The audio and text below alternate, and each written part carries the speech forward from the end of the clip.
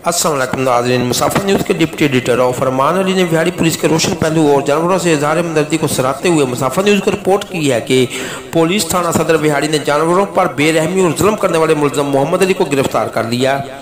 मुलजम चक number 16 WP के पास जानवरों को रेडी पर लोड करके बेरहमी और जालमाना तरीके से ले जा रहे थे, जिससे दोनों जानवर सख्त अजियत में मुब्तला थे। तकलीफ उनकी आंखों से जाहिर हो रही थी। पुलिस थाना सदर बिहाड़ी ने मुकदमा दर्ज करके कार्रवाई का आगाज कर दिया। इस मौका पर DPO बिहाड़ी अख्तर फारूक का कहना था कि हमारा एक दूसरे के साथ बर्ताव हुस्न सलूक रहमदिली का होना चाहिए, हत्ता के जानवरों के साथ भी।